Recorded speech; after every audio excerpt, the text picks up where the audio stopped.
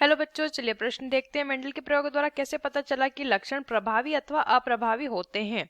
तो आइए जान लेते हैं यहाँ पे हमारे प्रश्न की मुख्य अवधारणा।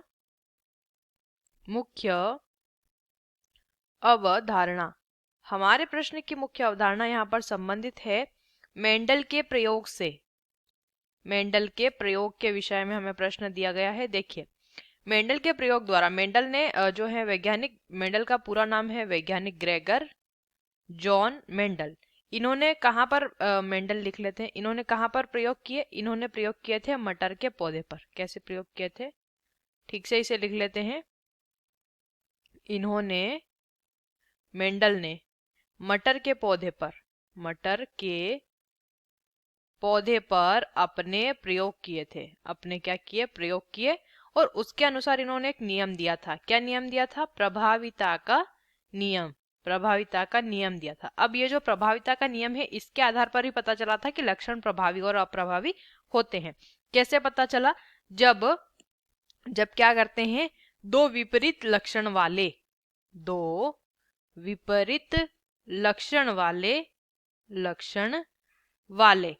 जनक के पौधे लेते हैं, जनक के पादप लेते हैं और उनके मध्य क्या कराते हैं? उनके मध्य संकरण कराते हैं। तो संकरण के द्वारा क्या प्राप्त होता है? संकरण के द्वारा प्राप्त होता है F1 पीढ़ी, यानी प्रथम पीढ़ी जो रहती है, उस F1 पीढ़ी में प्रभावी लक्षण जो रहता है वो स्पष्ट होगा। तो ये भी, ऐसा भी हम कह सकते हैं कि जो लक्षण F1 पीढ़ी में दिखाई देगा वो प्रभावी होगा, और जो F1 पीढ़ी में दिखाई देगा, लक्षण दिखाई देगा, वहीं पर F1 पीढ़ी में जो लक्षण दिखाई नहीं देगा वो कैसा होगा? अप्रभावी लक्षण दिखाई नहीं दिखाई देगा। ठीक है, यह प्रभाविता का नियम। अब इसे हम एक संकरण से समझ लेते हैं। तो क्या कह रहे हैं? मेंडल के अनुसार दो विपरीत लक्षण वाले पौधे लिए। मान लीजिए कैसा पौधा लिया है? एक लिया है लंबा पौधा लिया है मटर का, और दूसरा लेते हैं बोना। इनके मध्य क्या करा रहे हैं? संकरण, लंबा पौधा और बोना पौधा। तो मान लीजिए लंबा पौधा है टी और बोना पौधा है स्मॉल टी। इनके मध्य संकरण या क्रॉस जब होता है, ये क्या है? ये जनक है, ये जनक पीढ़ी है। टी और टी का संकरण जब होगा तो प्राप्त होगा टी। इस प्रकार इस टी और इस टी का संकरण जब होगा तो प्राप्त होगा टी। अब यहाँ पे दो संतति प्राप्त हुई है, और दोनों संतति कैसी है? लंबे पौधे वाली संतति प्राप्त होती है F1 पीढ़ी में।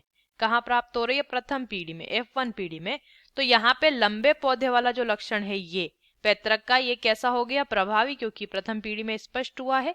और बोने पौधे वाला जो लक्षण है ये कैसा हो जाता है? अप्रभावी, क्योंकि ये प्रथम पीढ़ी में दिखाई नहीं दिया है। तो इस प्रयोग के आधार पर उन्होंने प्रभावी और अप्रभावी लक्षणों के बारे में बताया था। आशा करते हैं आपको इस प्रश्न का उत्तर समझ आया होगा। धन्यवाद।